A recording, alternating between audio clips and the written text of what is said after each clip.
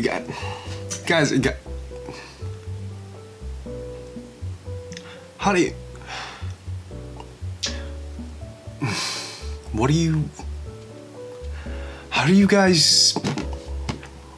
How can you sum up 11 years of world building, of character building, of creating this cinematic universe, and how do you end it on a note where you feel like you've experienced something very special in a time where, you know, so many other studios are trying to do the exact same thing, but they can't seem to nail it, and for some reason Marvel just nail it.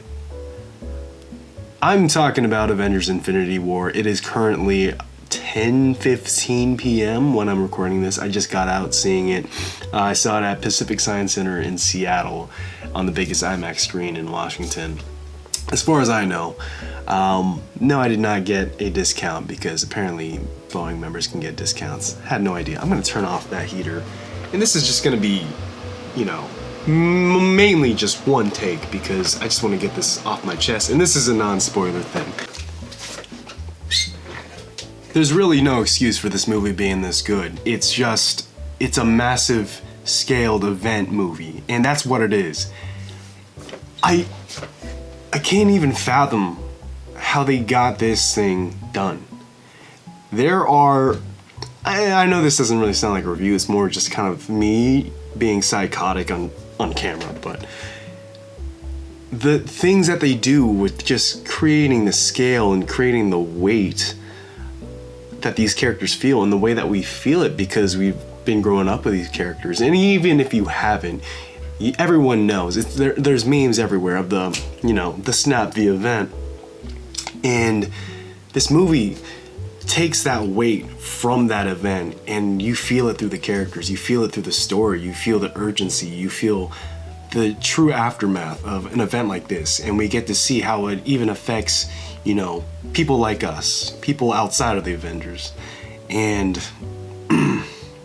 other than that, I want this to be quick, so, and I feel like if I get too emotionally attached to what I'm saying, I won't be able to touch on, you know, some of the things that I didn't quite like about the movie, because this movie is not perfect by any means.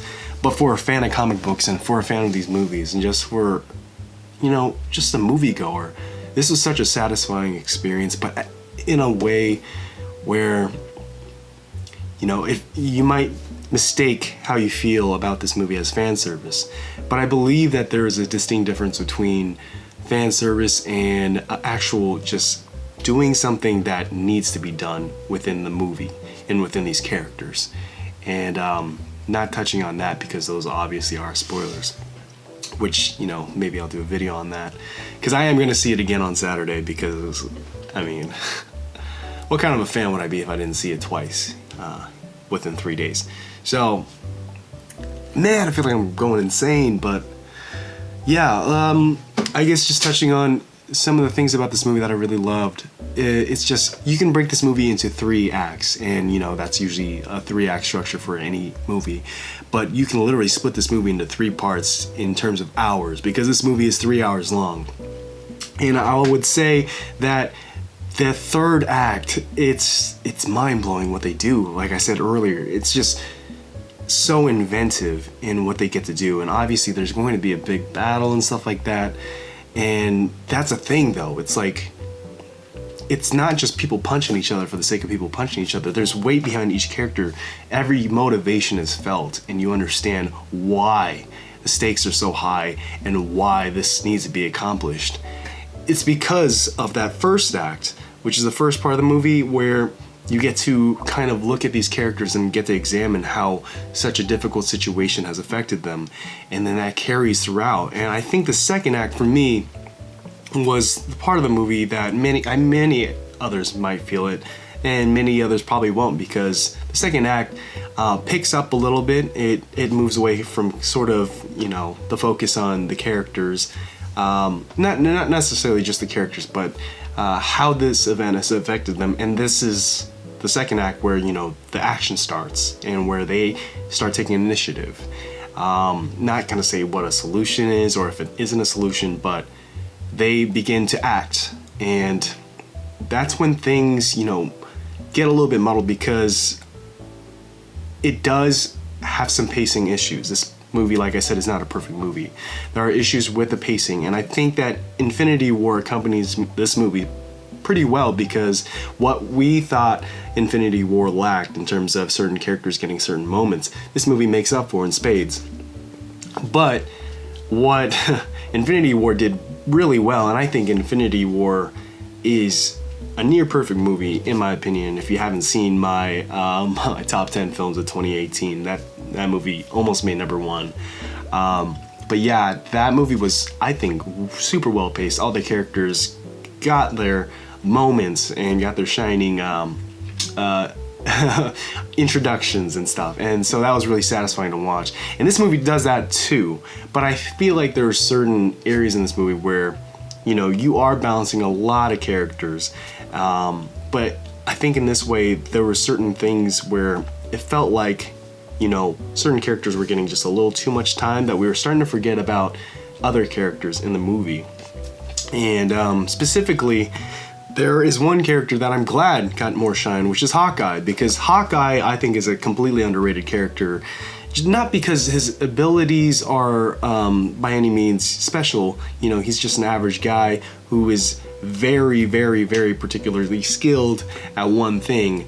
But he's just a very interesting character in the way that they've made him throughout these movies, by giving him a family and by giving him these things that we find in common.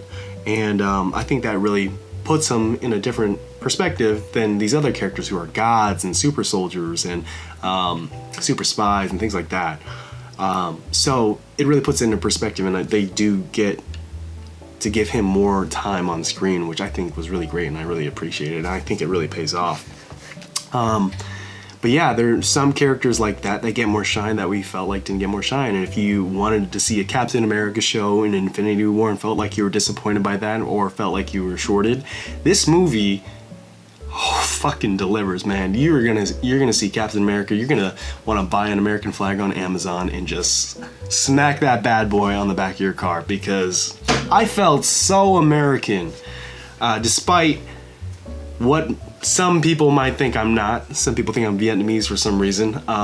So that's a completely different thing. But I've never been more proud to be a Captain America fan than in this movie. But yeah, not just him. Other characters get shine.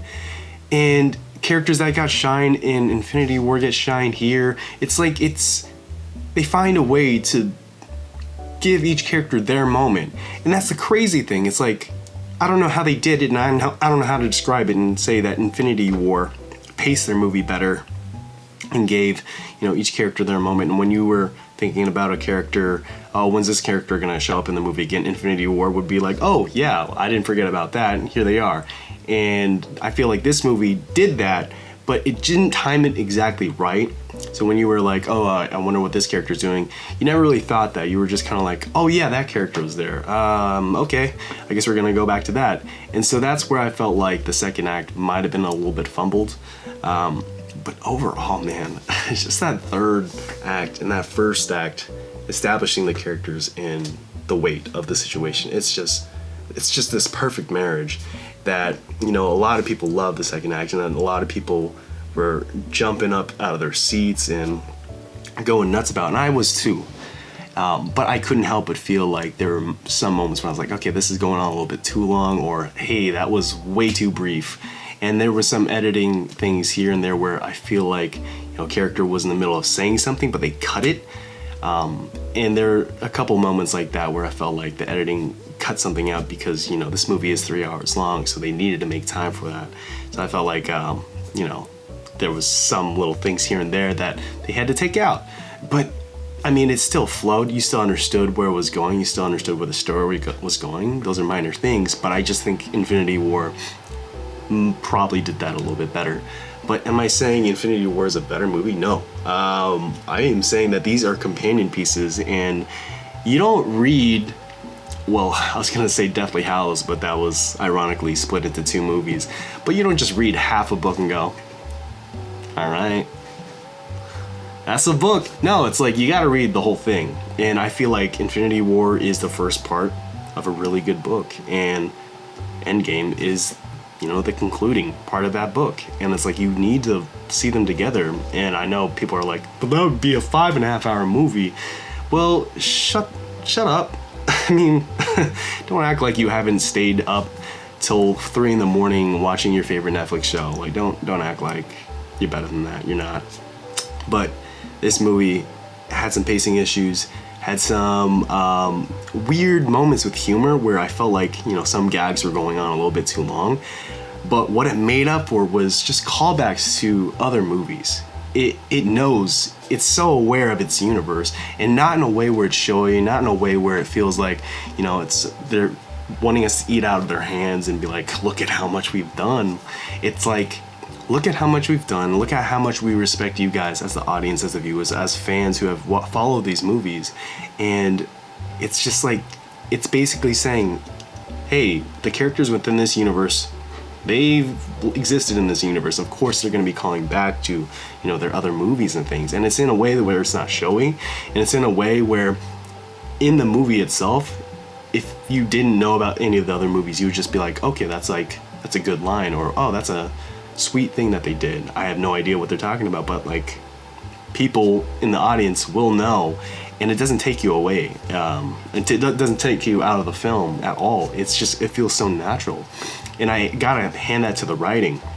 And there are certain parts where I felt like, it might have been improvised here and there for some of the humorous bits, but there are certain scenes where a certain character, there's like no way I could imagine that they improvised it. Because a certain character requires, a lot of work to be done post. So, so certain characters really get their shot. And it's how do you tiptoe around a movie like this? That's what I feel like I'm just saying things. I feel like I'm going crazy. But goddamn, this movie is special. And if you're a fan, if you love these movies, it's sweet, man. That third act is beautiful, it's powerful, and I'm not going to give my rating right now because I am seeing this again, and I feel like I was expecting that perfect pacing from Infinity War, and that might have affected how I was feeling around the tail end of the first act towards the middle of the second act, where I was just like, okay, like, let's cut to something else. And I feel like if I just kind of watch this without, a critic perspective, which I don't think I'm a critic, but whatever, people will call me that, but just from a viewer's perspective and just knowing that I've watched that and gotten that out of the way. I remember loving Infinity War even more after the second time viewing it, so I'm going to give this another shot and just give another opinion. But I love this movie as a fan, but strictly as a critic perspective, can't, or not as a critic perspective, simply as someone who likes to critique movies. I don't have I don't know if they give out like cards and say, hey, like this is your movie review critic card. So I don't know what you have to do to be called that, but just as someone who reviews movies, you can't ignore that there are certain things in the movie that, could have been done better, but the things that they did great fucking blew me away. So yeah, guys, I really enjoyed that movie. I watched it opening day, and not a lot of people are lucky to see it. So don't spoil it for people. Don't be an asshole. Don't be that guy who recorded scenes from the movie and then posted it online. You're not helping anyone, man. I mean, maybe you are. I doubt it though. So don't do that. And just go in, enjoy it, have fun. Just, be loosey-goosey. Just shake it all off. Shake off your whatever feelings you have before, or whatever theories were whispered into your ear before going to the movie. Just shake it all off, watch it, and experience something you have never seen before. I saw it in IMAX. I think that's the best way to see it, but that is not the only way to see it. So go see it wherever you can. If a guy has it on his iPhone, and that's literally all you can... Okay, first of all, if a guy has it on his iPhone, you should probably call the police. But,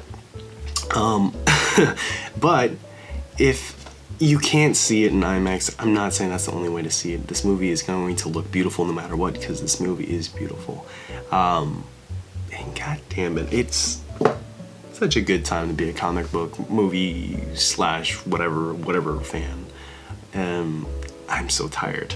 I need to go to bed. So, yeah, as this mic is here, but it's not even plugged in. It's all for show. But yeah, guys, this has been a journey, and this movie has been such a well-deserved journey. Well-deserved ending to this journey, and the journey will continue. Obviously, they're going to make more of these. There's probably a Black Panther 8 in works right now, so yeah.